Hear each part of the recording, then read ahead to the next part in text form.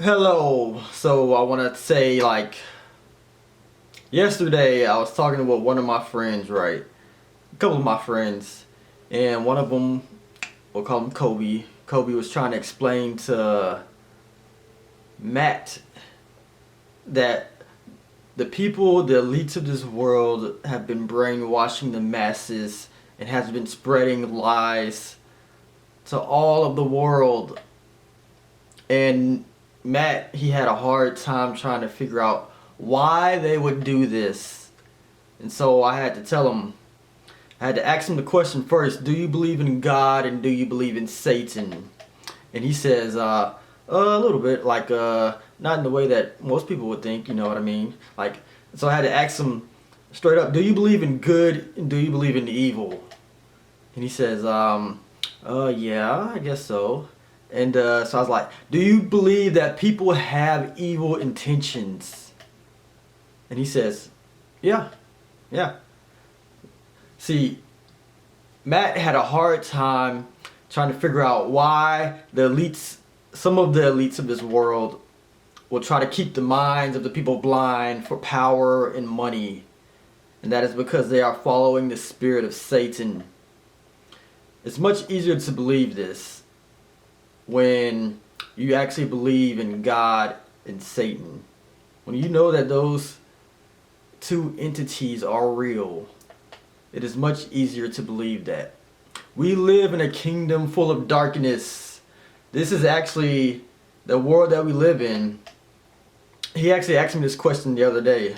He asked me, so you believe in God and Satan? He's like, so do you think that Satan is controlling this world? And I just had to tell him straight up, yes, Satan is controlling this world. And he says that's a very cynic view of thinking. And it may sound cynical. But let's just go to the Bible. All right, this is what Jesus Christ says. He says his kingdom is not of this world. All right, so if this world is not his kingdom, whose kingdom is it? All right, we're gonna go to John 16, and Jesus says that the ruler of this world is Satan. John 16:11. If you read in context, he's talking about the ruler of this world is Satan. It's not a cynical way of thinking. It's a realistic way of thinking. You want to know how Satan rules this world? Because they arrested Jesus for being completely innocent and nailed him to the cross. Alright, so you have to believe in good and evil. You have to believe in God and Satan if you will not be deceived by the everything of this world. Like, they have poisoned the educational system. They are teaching lies in school. They are teaching lies on TV. They are teaching lies in the church. They are teaching lies everywhere you see. They're trying to mind control you. Do not be deceived, but be aware of the wiles of the devil. Be aware of the strategies of Satan. Alright? It's not a cynical way of thinking. It's a realistic way. And actually, it's a positive way of thinking, because once you know the truth, you cannot be deceived by the strategies of the devil. And you will now have full control over your life, over your thinking, over your body. You will have full control, and you will not allow Satan and his strategies to take over your mind. So, this is one of the reasons why they try to take God out of schools. Is because they want to keep people blind. They want to keep the kids blind so that Satan can run around with this evil ideology and try to get you to do things that you normally wouldn't do. Alright, so this is Satan's kingdom. But let me tell you something. Satan's kingdom can be overcome. And it can be overcome with the kingdom of God, which is inside of you. Alright? The kingdom of God is within. So, and it's the kingdom of love, joy, peace, and righteousness. And that overcomes everything. The kingdom of unity.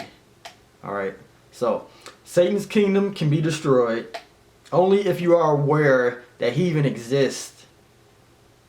Only if you are aware of the power that is inside of you, which is the kingdom of God.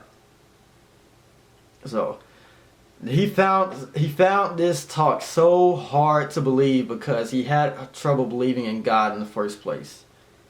That is the source. God is the source of everything that is in this world, all right? God is the source. So you have to believe in God first in order to believe that there is good, in order to believe that there is evil. And what happens is Satan is a spirit. He's a personified too. He's actually, angel, but he's personified. But overall, he's a spirit. He's the wisest beast of all the fields. He's cunning. He's wise. So what Satan is, I'm going to try to put this in layman's terms. What Satan is the knowledge and wisdom of God used for evil intentions. That is Satan. Used for evil intentions. To kill, steal, and destroy. Alright. So, I just had to throw that out there because that was on my mind and because of that talk I had the other day. You do not be deceived. People have evil intentions. Not everybody is as good as you. Don't be so naive. And when you allow your eyes and the scales to fall from your eyes from these lies that you've been told in school, from your family, you will begin to see the truth and embrace it, and you'll be able to take control over your life again. Alright, that's all I got to say.